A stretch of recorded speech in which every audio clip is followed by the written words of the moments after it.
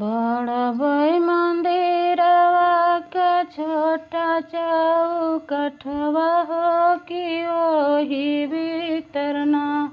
हो कि वही भीतरना सूते बुढ़िया मैया अकेले हो कि वही भीतर सूते बुढ़िया मैया अकेले हो कि वही भीतरना घोड़वा चढ़लाया मैं बूढ़ा बाबा अकेले हो कि चला हो बहिनी ना जानी दुनिया हमहन देखे हो चला हो बहिनी कैसे चले भैया दुनिया हमहन देखे हो कि हमारे देखे ना दुनिया होई जई है बसम हो कि हमारे देखे ना दुनिया होई जई है बसम हो कि हमारे देखे ना बड़ा मंदिरवा का छोटी बाई दुआरिया हो कि वही भीतरना सूतई परमेश्वरी घर कया अकेली हो कि वही भीतरना सूतई परमेश्वरी घर कया अकेली हो कि वही भीतरना घोड़वा चढ़लाया मैं ललचन भैया दुआर हो चला हो बहिनी ना जानी दुनिया हमहन देखे हो चला हो बहिनी कैसे चली भैया दुनिया हम देखे हो कि हमारे देखे ना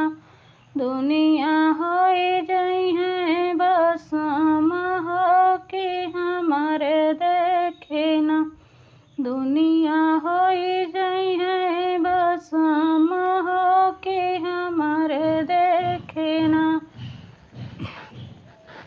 जो बड़ा मंदिरवा का छोटा चौकठवा हो कि वही भीतरना सूतई डिहवारिनी माई अकेली हो कि वही भीतरना सूतई डिहवारिनी माई अकेली हो कि वही भीतरना घोड़वा चढ़लाया मडिहा बाबा अकेले हो उठाए मालकिनी जानी दुनिया हमहन देखे हो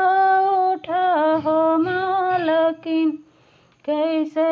चली स्वामी दुनिया हम देखे हो कि हमारे देखे ना दुनिया होई जई है बसम हो कि हमारे देखे ना दुनिया होई जई है बसम हो कि हमारे देखे ना छोटा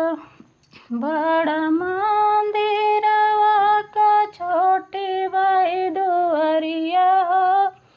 वही हो भीतरना सूतई काली माई अकेले हो ही हो भीतरना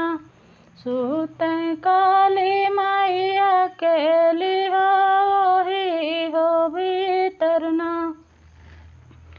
घोड़वा चढ़लाया मैं महाकाल भैया अकेले हो चला हो मालकिन जानी दुनिया हमहन देखे हो चला हो मालकिन कैसे चली स्वामी दुनिया हमहन देखे हो कि